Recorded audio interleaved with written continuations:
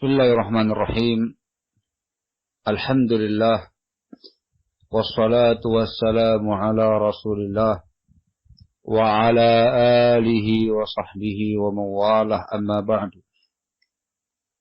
Ini adalah majlis yang kelima dari majlis penjelasan kitab An-Nasaih Al-Musalsalah sampai pada silsilah nasihat yang keempat. Aqul silsilatu nasihati li tullabi, silsilah nasihatku untuk para santriku bagian yang keempat. Min durul kalam, termasuk mutiara-mutiara ucapan. Minal masyakili wal fitan, daf'uha bis-sukuti wal kaffi. Di antara masyakil, di antara muskilah-muskilah, dan di antara fitnah-fitnah, daf'uha bis-sukuti wal kaff. Cara meredamnya ialah dengan diam dan menahan diri. Di sini disebutkan dengan min litab'ir. Min untuk menjelaskan sebagian, parsial.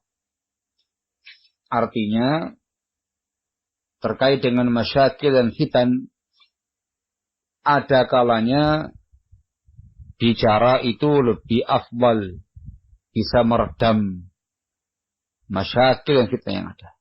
Ketika ada maslahatnya dan sesuai dengan bimbingan yang ada. Namun di antara masyakil tadi, fitnah-fitnah tadi, cara meredamnya ialah justru dengan diam, tidak bicara dan menahan diri. Di sini disebutkan beberapa keadaan. Fa'aqul minhu, di antaranya adalah qaulu Ayyub As-Sakhtiyani rahimahullah. Ucapan Ayyub As-Sakhtiyani rahimahullah. Ayyub bin Abi Tamimah As-Sakhtiyani rahimahullah, imam Ahlus Sunnah pada masanya. Beliau mengatakan, lastu biraddi alaihim, tidaklah aku membantah mereka, yakni ahlul bid'ah, bisyai'in ashadda min sukut, dengan sesuatu yang lebih keras, lebih tajam bagi mereka dibandingkan dengan sukut, diam. Ini disebutkan oleh Ibnu Battah Al-Ukbari dalam bukunya Al-Ibanah nomor 479. Nah, ini keadaan yang pertama, di mana as-sukut adalah upaya meredam fitnah. Kali ini yang dihadapi adalah ahlul bid'ah. Ikhwana fillah azakumullah, ahlul bid'ah wal ahwa, tokoh-tokoh mereka atau orang yang terfitnah pada bid'ah mereka, ada dua keadaan. Keadaan yang pertama adalah seseorang yang masih memiliki akal yang sehat. Dia bisa diajak bicara, bisa diajak berdiskusi, bisa diajak berdialog. Thariqah dia ilmiah dengan hujjah, dengan bayan. Tentu mereka menebar syubhat. Yang seperti ini, barakallahu fikum, meredamnya dengan cara ar-rudud al-ilmiyah. Bantahan-bantahan ilmiah kepada mereka bil hujjah wal bayan, dengan Al-Quran, Sunnah, dengan pemahaman salaf dan aqwalnya para ulama salaf. Tentunya yang membantah mereka bukan sembarang orang, tetapi ahlinya. Itu dibahas panjang oleh para ulama terkait dengan munadharatu ahli bid'ah. Hukum asal mereka melarang kita untuk munadharah, munaqasyah dengan ahli bid'ah. Tetapi ada beberapa kondisi di mana mereka membolehkan untuk munadharah, mematahkan syubhat ashabil ahwa'i wal bid'ah. Di antaranya ialah Sunni yang membantah mereka, seorang alim yang kokoh keilmuannya, yang besar kemungkinan akan mampu mematahkan semua syubhat mereka. Yang kedua adalah aman dari fitnah. Baik fitnah pada dia, fitnah pada mubtadi'nya, atau di tengah-tengah masyarakat. Dan yang ketiga, tidak muncul padanya mafsadah yang besar. Al-muhim, ketika terpenuhi ketentuan munadharah dengan mereka, maka diperbolehkan.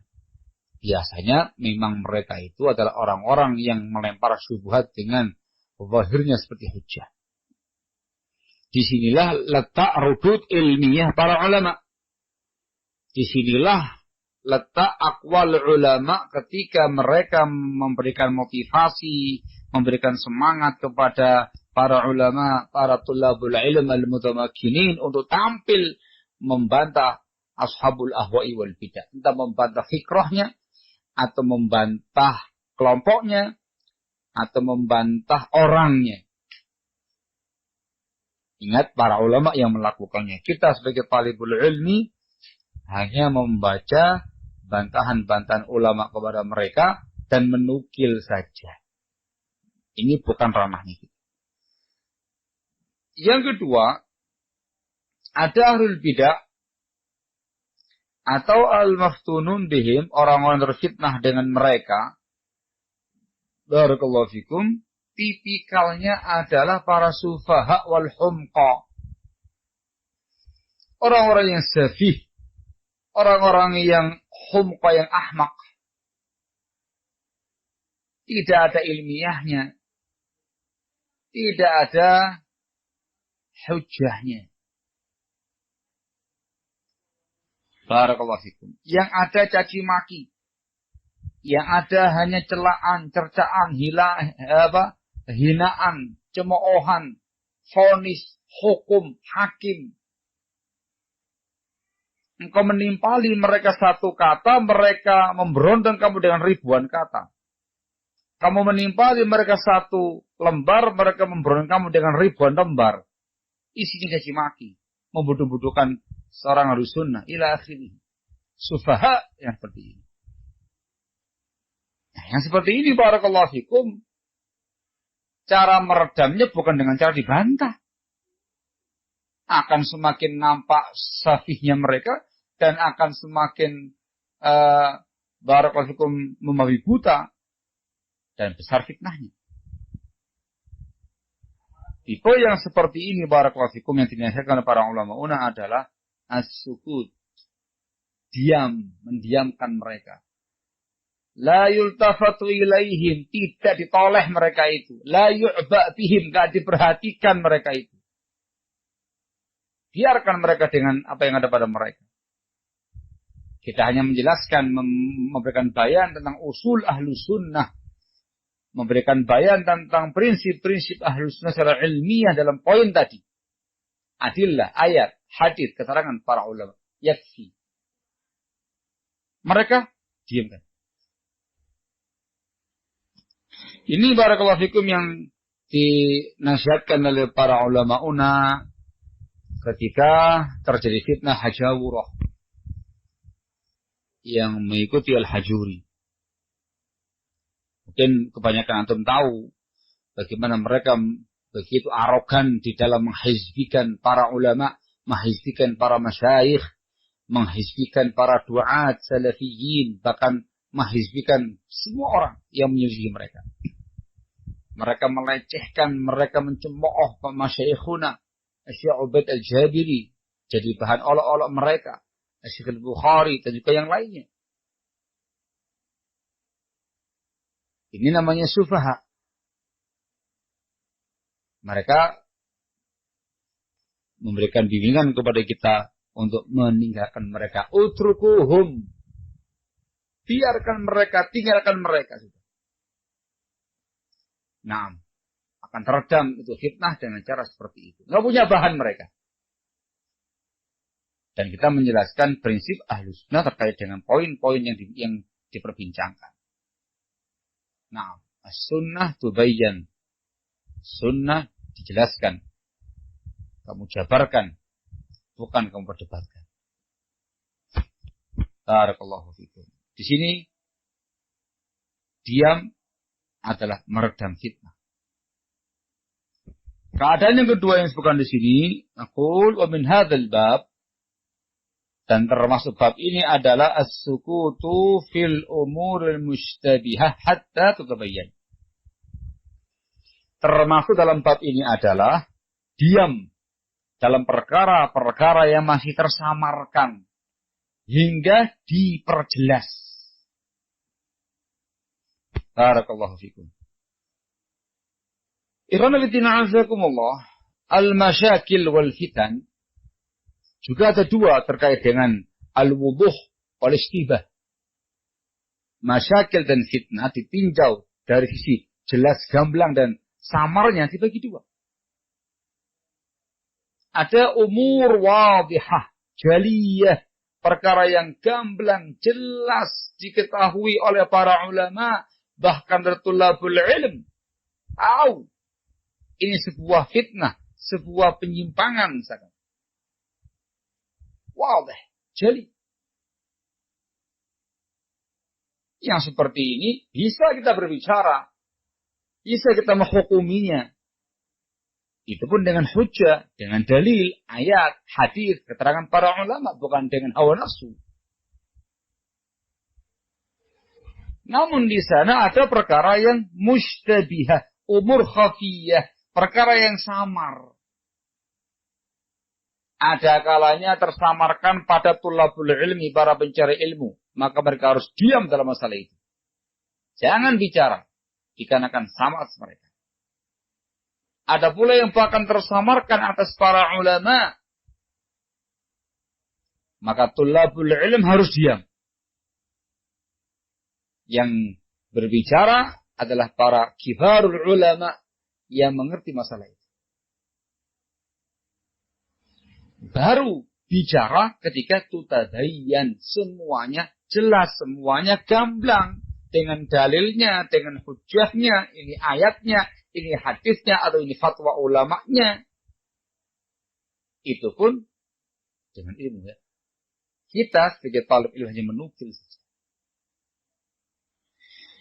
Ini faedah besar disampaikan oleh Syekh Al-Allamah Syekh Rabi' bin Hadi Al-Madkhali hafizahullah tabaraka wa ta'ala, ketika ditanyakan kepada beliau apakah para tulabul ilm juga harus tampil rudud ilmiah membantah ashabul ahwa'i wal bid'ah. Di antara yang beliau jelaskan adalah, kata beliau, hunaka umurun khafiyah la yatakallamu fiha illa ahlul ilmi bil adillah. Di sana ada perkara-perkara yang samar. Tidak berbicara tentangnya kecuali ahlul ilmi, para ulama dengan dalil. Fal'alimu nafsuhu la yatakallamu illa bil haqqi wa bil burhani wa bil adl. Sang alim itu sendiri, dia tidak boleh bicara melainkan dengan hak, dengan burhan, dengan adil. Wala yaqulu 'ala Allahi bighairi ilm. Sang alim itu sendiri tidak boleh bicara atas nama Allah dengan tanpa ilmu. Dia mengatakan wa talibul ilmi kadzalik. Begitu pula seorang talibul ilm, umurun la ya'rifuha. Ada perkara-perkara dia enggak tahu. Dia enggak memahaminya, enggak mengetahuinya. La yatakallamu fiha. Tidak boleh dia bicara tentangnya. Yang pertama, umur khafiyah. Belum mengatakan setelah itu. Amma umurun ya'rifuha wa hiya wadihatun jaliyah. Adapun perkara-perkara yang dia mengetahuinya, mengilmuinya, ini perkara yang wadihah, jelas, jaliyah, gamblang. Wa fiha maslahatun lil muslimin. Dan padanya ada kemaslahatan untuk kaum muslimin. Dia membawakan dua perkara. Jelas, gamblang, dan ada kemaslahatannya untuk kaum muslimin. Beliau mengatakan fayatakallamu fiha bil hujjati wal burhan hasaba taqatihi wa ma'rifatihi. Disitulah dia berbicara. Bicara tentang perkara tersebut dengan hujjah, dengan burhan, sesuai dengan kemampuan dan ilmunya. Ada yang khafiyah, ada yang jaliyah. Ila an qala, sampai belum mengatakan, memberikan nasihat, wa yatakallamu talibul ilmi wal alimu bil hujjati wal burhani wal hikmati wal mau'izatil hasanah. Seorang talibul ilm dan juga sang alim bicara dengan hujjah, bicara dengan burhan, dengan hikmah dan mau'izah hasanah. Walaysa bisafah wa taish. Tidak boleh dengan kebodohan dan taish tanpa pertimbangan. Enteng gitu, tanpa pertimbangan. Beliau mengatakan ba'duhum yatasafah. Sebagian mereka bicara dengan kebodohan. Wa yatish, dengan enteng, dengan tanpa pertimbangan. Wa yadurru aktsara mimma yanfa'. Dia pun memberikan madarat lebih baik daripada memberikan kemanfaatan. Dia lebih banyak memberikan darar daripada kemanfaatan. Fahadha as-safah wa tais yutrak, barakallahu fikum. Maka kebodohan ini dan bicara dengan enteng tanpa pertimbangan ini ditinggalkan, barakallahu fikum. Ini disebutkan dalam Fatawa fil Aqidah wal Manhaj, halaqah yang pertama di halaman 22. Jelas keterangan dari beliau, hafizahullah tabaraka wa ta'ala wa mata'a bi umrihi wa hayatihi fi khair. Sehingga ketika masih mustabihah, jangan bicara. Jangan bicara sampai semuanya jelas dan gamblang. Barakallahu fikum. Ada sebuah athar diriwayatkan dari Ali bin Abi Thalib radhiyallahu taala anhu wa ardhah. Disebutkan dalam Sahih Bukhari nomor 127 dan juga diriwayatkan sama yang lain. Kata sahabat Ali bin Abi Thalib, "Hadithun nasa bima ya'rifun. Aturiduna yukazzab Allah wa rasuluh?" Sampaikan kepada orang lain, sampaikan kepada kaum muslimin, kepada masyarakat dengan apa-apa yang mereka kenali, yang mereka pahami. Apakah kamu menginginkan Allah dan Rasul yang didustakan karena itu? Disebutkan dalam riwayat yang lain, wada'u ma yunkirun, dan tinggalkan sesuatu yang mereka ingkari, yang mereka nggak bisa menerimanya, nggak bisa memahami dengan baik, yang mereka ingkari. Al-Hafidz Ibnu Hajar rahimahullah dalam Fathul Bari terkait dengan athar di atas memberikan faedah. Wa fihi dalilun ala anna al-mutasyabiha la yanbaghi an yudhkara 'inda al-'ammah. Pada athar ini ada dalil yang menunjukkan bahwasanya yang mutasyabih, yang belum jelas, yang masih samar, tidak boleh enggak seyogyanya disebutkan, disampaikan pada umumnya masyarakat, umumnya kaum muslim. Termasuk mutasyabih, perkara yang dianggap samar, yang tidak sepantasnya disampaikan kepada halayak ramai. Yang pertama ialah al-hadits allati zahiruha al-khuruj al-sultan. Hadis-hadis yang secara zahirnya nampaknya membolehkan untuk memberontak penguasa. Ini Imam Ahmad rahimahullah membencinya. Dari Hau Ahmad membenci, tidak suka hadis seperti itu disampaikan kepada khalayak ramai. Khawatir salah paham dijadikan sebagai hujjah untuk memberontak penguasa. Yang kedua adalah ahadits sifat. Hadis tentang sifat-sifatnya Allah Azza wa Jalla. Imam Malik rahimahullah yang memakruhkannya. Khawatir masyarakat tidak bisa memahami dengan sebaik-baiknya. Yang ketiga, al-gharaib. Yang gharib yang aneh-aneh. Yang enggak masyhur, yang enggak ma'ruf. Ini yang membencinya adalah Abu Yusuf al-Qadhi. Sahabat Abu Hanifah. Muridnya Abu Hanifah rahimahullah. Juga beliau membencinya jangan disampaikan kepada orang-orang awam. Pada halayak ramai. Karena khawatir fitnah. Sebab bagi mereka itu belum jelas. Yang keempat diriwayatkan dari Al-Hasan Al-Basri rahimahullah. Annahu ankara tahditha Anas radhiyallahu an lil Hajjaj qissat al-Uraniyin. Al-Hasan Al-Basri rahimahullah mengingkari tindakan Anas bin Malik radhiyallahu anhu yang menyampaikan hadis kepada Al-Hajjaj bin Yusuf Al-Thaqafi kisahnya Al-Uraniyin. Li'annahu ittakhadhaha wasilatan ila ma kana ya'tamiduhu minal mubalaghati fi safki dima' bita'wilihil wahi. Sebab kisah itu dijadikan oleh Al-Hajjaj sebagai wasilah kepada apa yang dia sandari, apa yang dia berpegangan dengannya untuk berlebih-lebihan dalam menumpahkan darah kaum muslimin dengan takwil yang lemah. Kita semuanya tahu Al-Hajjaj bin Yusuf Al-Thaqafi seorang amil yang zalim, safak, zalim dan gampang menumpahkan darah. Kisah Al-Uraniyin adalah seseorang yang datang ke kota Madinah. Mereka nggak tahan dengan cuaca Madinah sehingga mereka sakit. Maka Rasul memerintahkan mereka untuk dirawat di tempat perawatan atau pemeliharaan onta-onta. Mereka diminta untuk meminum susu onta, daging onta, kencingnya onta juga. Mereka sembuh, sehat, gemuk. Ternyata mereka membunuh yang memelihara, yang mengembalakan onta-onta tadi. Nabi Muhammad SAW mengejar mereka.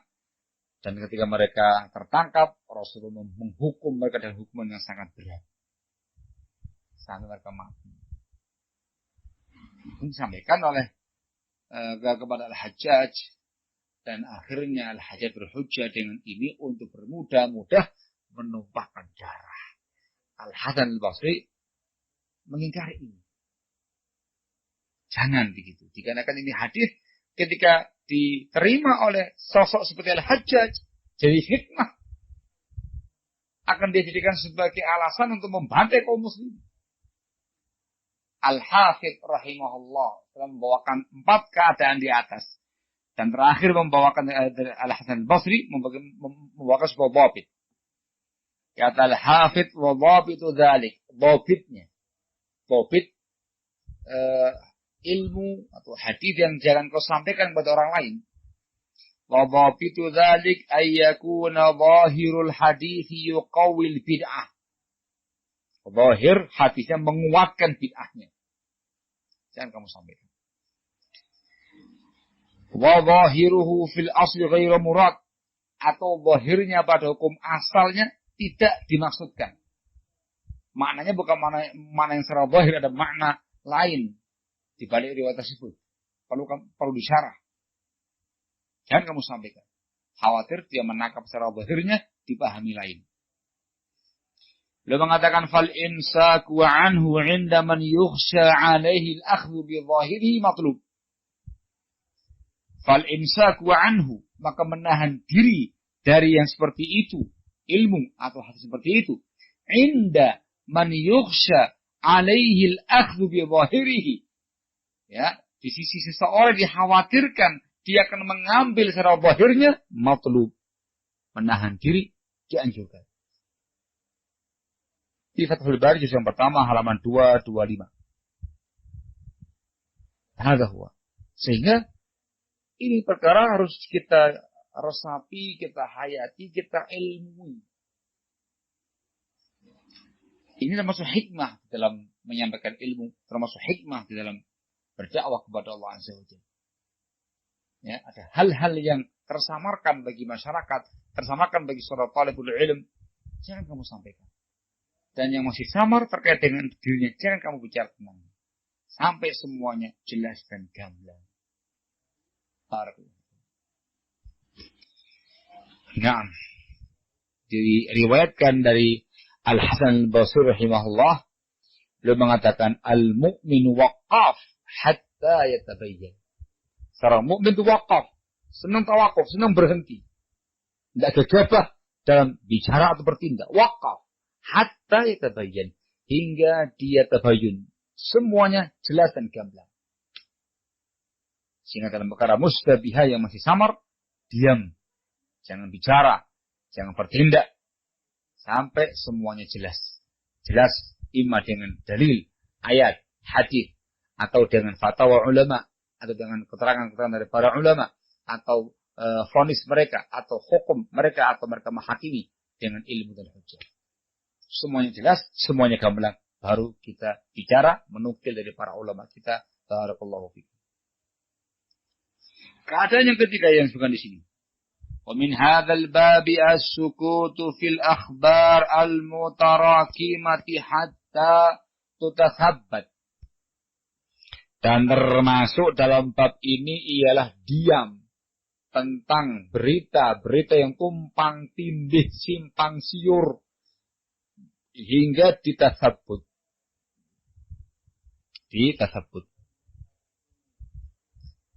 Ini pembahasan terkait dengan akhbar mutarakimah. Kabarnya itu simpang siur, tumpang tindih, dari banyak jalur dengan ragam versi, tidak jelas. Diam sampai semua ditasabut. Ini ada dua kemungkinan. Yang pertama, yang membawa berita orang yang fasik, ma'ruf dengan fasiknya, masyhur dengan fasiknya. Atau orang yang nggak dikenal, majhul atau mubham. Maka tasabut di sini mengamalkan sebuah ayat. Allah mengatakan dalam firman-Nya, Ya ayyuhalladzina amanu in ja'akum fasiqun binaba'in fatabayyanu. Wahai orang yang beriman, ketika datang pada kamu orang yang fasik dengan sebuah berita, maka tabayyunlah. Ini di Al-Hujurat ayat yang ke-6. Ada wawah. Sudah orangnya fasik, tasabut, apalagi akhbarnya mutarakimah, simpang siur. Wajib lagi tasabut. Atau yang membawa khabar orang yang soduk, orang yang shadiq, yang dikenal jujur. Ini orang terpercaya. Hukum asal diterima. Itu keterangan para ulama.